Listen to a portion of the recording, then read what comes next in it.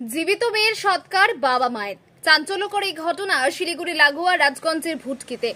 জানা গেছে ভিন্ন ধর্মের ছেলের সাথে পালিয়ে বিয়ে করার পরই শোকে ও রাগে পাথর বাবা মা এমন সিদ্ধান্ত নেন।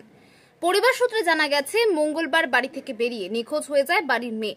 বিভিন্ন জায়গায় খোঁজ করে না পেয়ে শেষে আমবাড়ি থানায় নিখোঁজ সংক্রান্ত অভিযোগ করে। শুক্রবার পুলিশ কর্মীরা মেয়েটিকে উদ্ধার করে পরিবারকে খবর দেয়। থানায় পৌঁছায় জানতে পারেন মেয়েটি ভিন্ন ধর্মী এক ছেলের সঙ্গে প্রেমের সম্পর্ক থাকায় তার সাথে পালিয়ে যায়। এরপর মেয়েটিকে পরিবারের লোকেরা বোঝাতে থাকেন, কিন্তু কিছুতেই বাড়ি আসতে রাজি না হওয়ায় শেষে পরিবারের লোকেরা কঠোর সিদ্ধান্ত নেন জীবিত মেয়ের শেষকৃত্য সম্পন্ন করে ত্যায্য কন্যা করার সিদ্ধান্ত নেন। যেমনই ভাবনা তেমনই কাজ।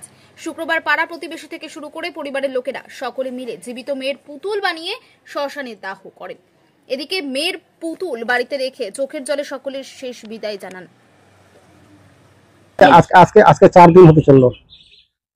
আজকে শুক্রবার, আজকে 4 দিন হলো। বয়স কত আপনার মেয়ে? বয়স আপাতত 26 বছর। পরে আপনার মেয়ের সাথে কথা হয়েছে? সবকিছু কথা হয়েছে, থানায় গিয়ে মেয়ে রাজি হচ্ছে না, আমাদের ফিরে আসবে না। হ্যাঁ না, আমাদের কথা এড়িয়ে চলে যাচ্ছে। সবাই বুঝিয়েছে, আমি বুঝিয়েছি, বাবা হয়ে মা হয়ে বুঝিয়েছে, ভাই হয়ে পায়ে ধরেছে, কারো কথা রাখেনি শেষ পর্যন্ত। এখন কোর্টে নিয়ে গেল, আমরা ওখান থেকে থানা থেকে এসে আমরা কুশপুতুল রেডি করে জ্বালাচ্ছি, বাস এতটুকু। সেই মেয়ের সাথে আর আপনাদের কোনো সম্পর্ক রাখবো না। কিসের সম্পর্ক? আর মেয়ে তো মারা গেল, আমার মারা গেছে, কুশপুতুল জ্বালাচ্ছি। আগামীকাল তার শ্রাদ্ধ। আপনি বাবা হয়ে একজন আপনার মেয়ে জীবিত মেয়ের ছাত্রছাত্রী এবং কুশপুতুল দাহ করছেন এবং ছাত্রছাত্রীর কাজ করছেন, তা পারছেন করতে? আপনি কি করব?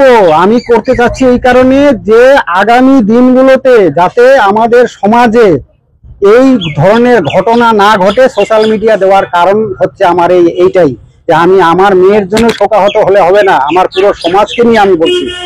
আর প্রশাসনের কাছে এটাই আমার বিবৃতি যে প্রশাসনিক ব্যাপারগুলো দেখে চিন্তা ভাবনা নেও, যে পরবর্তী যেন এরকম কিছু না হয়। কিংবা মন্ত্রী লেভেলেও আমি কৃতজ্ঞতা জানাচ্ছি, যদি কোনোরকম এই ধরনের ঘটনা হয় যেন না হয়, এটাই আমার বক্তব্য।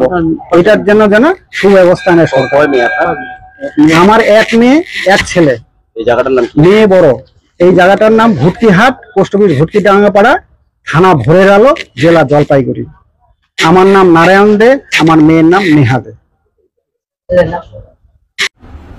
এটা যেন বিচার হয়।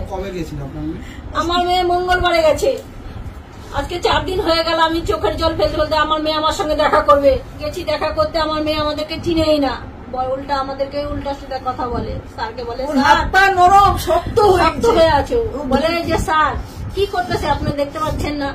তাহলে ও কেমন মেয়ে হয়ে গেছে, আমার কি করে দিছে আমার মেয়েকে, যে এরকম অবস্থা হয়ে গেছে আমার মেয়ের। শক্ত লোহার মতন শক্ত হয়ে গেছে আমার মেয়ে, তুলার মতন নরম আমার মেয়ে। আমি নিজে হাতে খাওয়াই দিই, আর আসতে চাই না, আসতে চাই না। মা বাবা বলে ডাকছেন আপনাদের? ব্যুরো রিপোর্ট, উত্তরের প্রহরী।